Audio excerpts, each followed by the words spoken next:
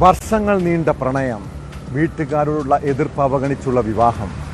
എന്നാൽ ആ ദാമ്പത്യ ബന്ധം ബിൻസി എന്ന യുവതിക്ക് കണ്ണീരും വേദനയുമാണ് സമ്മാനിച്ചത്. നഴ്സിംഗ് പഠനശേഷം ഡൽഹിയിൽ ജോലി ചെയ്യുമ്പോഴാണ് പെരുമ്പാവൂർ സ്വദേശി ബിൻസി ഇരിട്ടി സ്വദേശി സൂരജുമായി പ്രണയത്തിലാകുന്നത്. ബിൻസിയേക്കാൾ സാമ്പത്തികമായി പിന്നോക്കം നിൽക്കുന്ന കുടുംബമാണ് സൂരജിൻ്റേത്. ഭാര്യയാണ് അയാളെ BSc നഴ്സിംഗ് വരെയും പഠിപ്പിക്കാൻ പണം മുടക്കിയത്.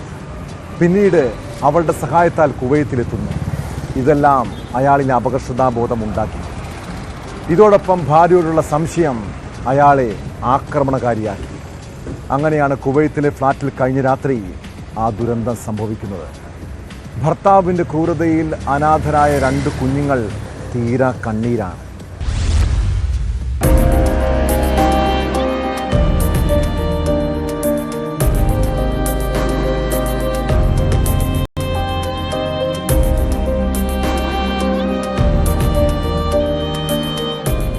നഴ്സിംഗ് പഠനത്തിന് ശേഷം ഡൽഹിയിലെ ആശുപത്രിയിൽ ജോലി ചെയ്യുമ്പോഴാണ് പെരുമ്പാവൂർ സ്വദേശി ബിൻസി കണ്ണൂരുകാരനായ സൂരജുമായി പരിചയപ്പെടുന്നത്. ആ പരിചയം പിന്നീട് പ്രണയമായി. സൂരജിനെ അപേക്ഷിച്ച് സാമാന്യം സാമ്പത്തിക ശേഷിയുള്ളതാണ് ബിൻസിയുടെ കുടുംബം. ബിൻസി BSc നഴ്സും സൂരജ് ജനറൽ നഴ്സുമാണ്. അതിനിടെ ബിൻസിക്ക് കുവൈറ്റിൽ ഡിഫൻസിൽ സ്റ്റാഫ് നഴ്സായി ജോലി ലഭിച്ചു. കാമുകനെയും കുവൈറ്റിലെത്തിക്കാനായി തന്റെ ശമ്പളം കൊണ്ട് ബിൻസി സൂരജിനെ BSc നഴ്സിംഗ് പഠിക്കാൻ അയച്ചു. തുടർന്ന് BSc നഴ്സിംഗ് പാസ്സായ സൂരജും ഏതാനും വർഷങ്ങൾക്കുള്ളിൽ തന്നെ കുവൈറ്റിലെത്തി. അതിനിടെ വീട്ടുകാർ ബിൻസിക്ക് വിവാഹാലോചനകൾ ആരംഭിച്ചിരുന്നു. അപ്പോഴാണ് സൂരജുമായുള്ള പ്രണയത്തെക്കുറിച്ച് അവൾ വീട്ടുകാരോട് പറഞ്ഞത്. വീട്ടുകാർ ആദ്യം എതിർത്തെങ്കിലും മകളുടെ നിർബന്ധത്തിന് വഴങ്ങി പിന്നീട് ഇവരുടെ വിവാഹം നടത്തിക്കൊടുത്തു.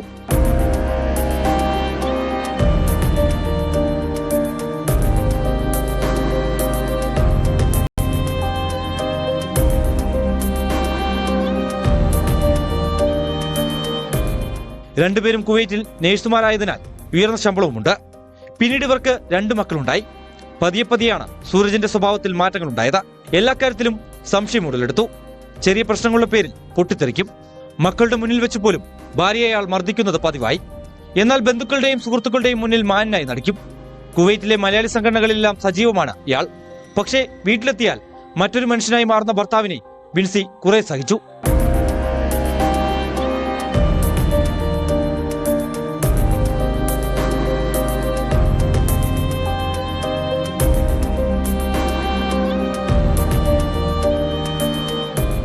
ജീവിതം കൂടുതൽ പച്ചപിടിക്കുന്നതിന്റെ ഭാഗമായാണ് ബിൻസി ഓസ്ട്രേലിയയിലേക്ക് പോകാൻ തയ്യാറെടുത്തത്. 5ാമത്തെ വട്ടം പരീക്ഷ എഴുതി പാസ്സായതോടെ 2 കുഞ്ഞുങ്ങളെയും നാട്ടിൽ വിട്ടു. ഈസ്റ്ററിന് നാട്ടിലെത്തി മടങ്ങിയപ്പോഴാണ് 2 കുട്ടികളെയും പെരുമ്പാവൂരിലെ ബിൻസിയുടെ വീട്ടിലാക്കിയത്. പിന്നീട് ബന്ധുക്കളും സുഹൃത്തുക്കളും കേട്ടത് ഇരുവരുടെയും മരണവാർത്തയാണ്. ബിൻസിയെ കൊലപ്പെടുത്തുമെന്ന് കൂട്ടുകാരികളെ ഫോണിൽ വിളിച്ച് സൂരജ് പറഞ്ഞിരുന്നു.